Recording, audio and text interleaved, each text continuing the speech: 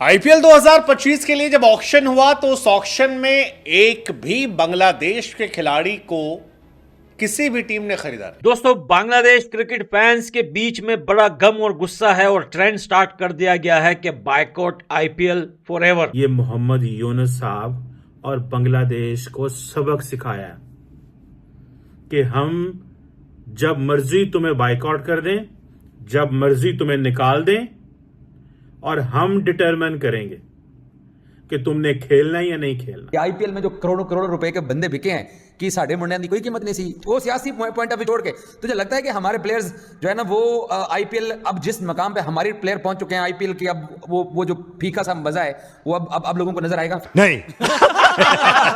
India और बांग्लादेश की सरकार के बीच में जो थोड़ी बहुत जो है प्रॉब्लम्स आई और वहां पर हिंदुओं के साथ जो हो रहा है उस चीज को लेकर बांग्लादेश के सारे प्लेयर जो है वो अंडरग्राउंड फैसले किए गए कि इनको उठाना नहीं है, इन सबको जो है अनसोल्ड जाना है। और इस तरह से करके शायद भारत जो है वो एक तरह से बांग्लादेश को सजा दे रहा है, उसको उनको पनिश कर रहा है या उनको ये बता रहा है कि जी अब वो जो सारे मजे आपके लगे हुए थे शेख हसीना के साथ कि आप आईपीएल में भी आ रहे थे और बाकी चीजों में भी आ रहे थे, गौतम अडानी भी कुछ नहीं कह रहे थे और इलेक्ट्रिसिटी भी आप इस्तेमाल कर रहे थे, तो वो सारे के सारे मजे जो हैं या वो सारे के सारे फायदे जो हैं वो अब रोक दिए जाएंगे। कि ये जो प्राइम मिनिस्टर मोदी की स्ट्रैटेजी है, अभी देखिए पाकिस्तान के हवाले से भी चीजें क्लियर नहीं है। अब कल फैसला होगा, पाकिस्तान की तकदीर का फैसला कल करेंगे to host Champions Trophy if you do not follow the hybrid model.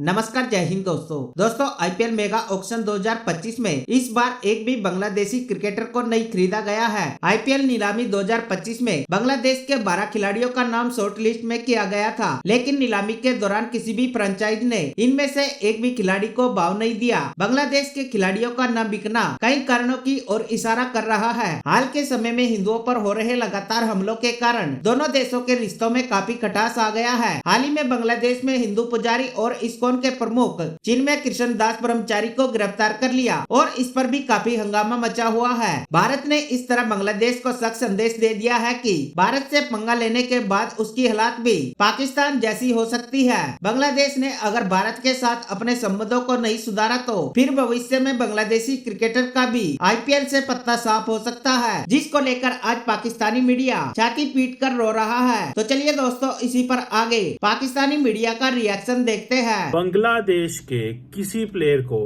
IPL की ऑक्शन पे भारतीय जो आईपीएल होती है उन्होंने बाय नहीं किया। आप ये क्या कहेंगे कि ये ऐसे ही हो गया?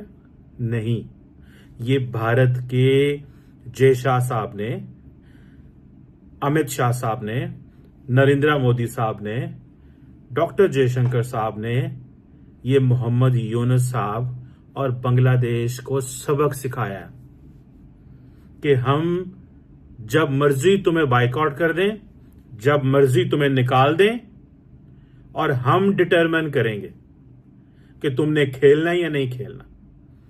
थोड़ा सा पीछे चले जाएं, कुछ साल पहले पाकिस्तानी प्लेयर्स को आईपीएल में लेना बंद कर दिया गया था। क्यों? क्या पाकिस्तानी प्लेयर्स अच्छा नहीं खेल सकते?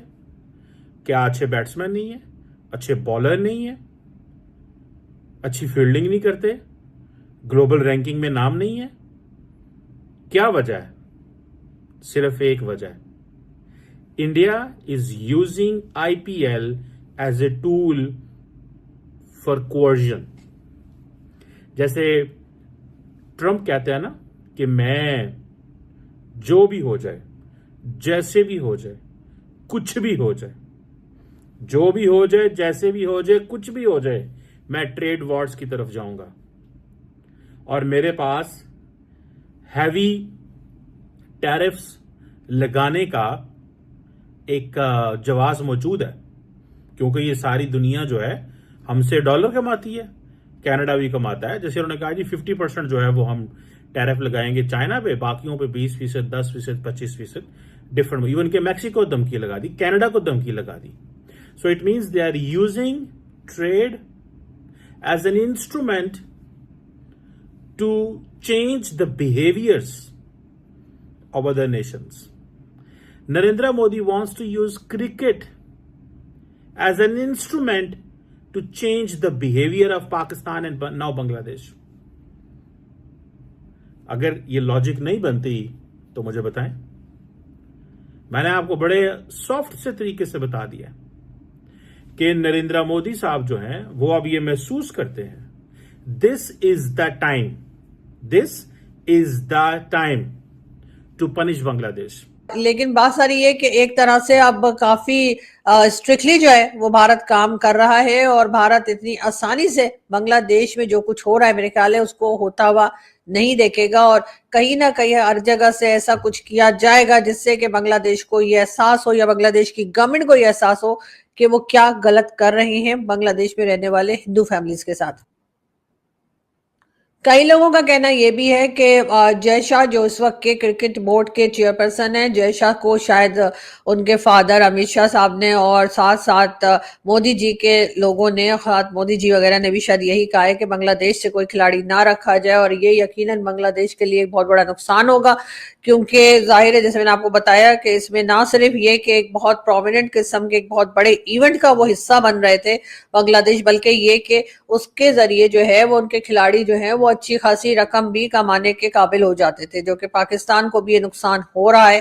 पहले पाकिस्तान भी एक बहुत बड़े इवेंट का हिस्सा बन जाता था, आईपीएल यानी हमारा जो पीएसएल होता है। जाहिर है कि पाकिस्तान एक छोटी कंट्री है, मैं तो इस बात को मानती हूँ कि भारत के मुकाबले में पाकिस्तान एक छोटी कंट्री है, तो इसलिए हमें आईपीएल और पीएसएल का कोई मुकाबला नहीं है, किसी किस्म का कोई कंपैरिजन नहीं बनता। लेकिन फिर भी लोग कहते हैं कि जी आपका जो पीएसएल है उसकी तो ये बजट है, तो हमारे आईपीएल का वो बजट है, तो डेफिनेटली आपके आईपीएल का बजट जो है वो पीएसएल के बजट से बहुत ज्यादा होगा क्योंकि पाकिस्तान एक छोटी सी कंट्री है। यहाँ पर जो हम एक लिमिटेड अपने बजट के अंदर जो काम करते हैं वो आपके यहाँ ऐसा नहीं, आपके यहाँ तो शाहरुख खान और प्रीति जिंटा और जूही चावला और न जाने कौन कौन से बड़े खिलाड़ी और बड़े फिल्म स्टार्स जो है उनकी टीम्स हैं। तो आप लोगों के यहाँ तो भाई ये बिलियन ऑफ डॉलर्स का गेम है, तो वो पाकिस्तान उधर तो भारत नहीं पहुंच सकता। लेकिन हाँ ये जरूर था कि क्योंकि पाकिस्तान के खिलाड़ी या पाकिस्तान के जो क्रिकेटर्स हैं वो उसका हिस्सा बनते थे, तो इसलिए हमें कहीं ना कहीं फायदा था। एक तो पॉपुलैरिटी तो वैसे ही आ जाती है कि जी आप आईपीएल का हिस्सा हैं, तो वो खिलाड़ी जिनको लिया जाता था वो अपने आप में ही स्टार बन जाते थे कि जी देखिए इतना अच्छा खेलते हैं कि इनको आईपीएल तक में लिया गया है। और उसके बाद जाहिर है उन्हें खेलने का मौका मिलता था, लोगों के साथ इंटरेक्शन होती है, आपका खेल भी अच्छा होता है, आप लोग आपको देखते भी हैं, पहचानते भी हैं, कई दूसरी चीजें हैं जो इसमें आ जाती हैं जिससे कि लोगों को फायदा होता है। लेकिन बहरहाल पाकिस्तान की पॉलिसीज कह लीजिए, पाकिस्तान की पॉलिसी मेकर्स को इल्जाम दे दीजिए, पॉलिटिशियंस को कह लीजिए, एस्टैब्लिशमेंट को कह लीजिए, जिसको भी कह लीजिए कि बहरहाल पाकिस्तान ने अपना वो सुनहरी मौका खो दिया।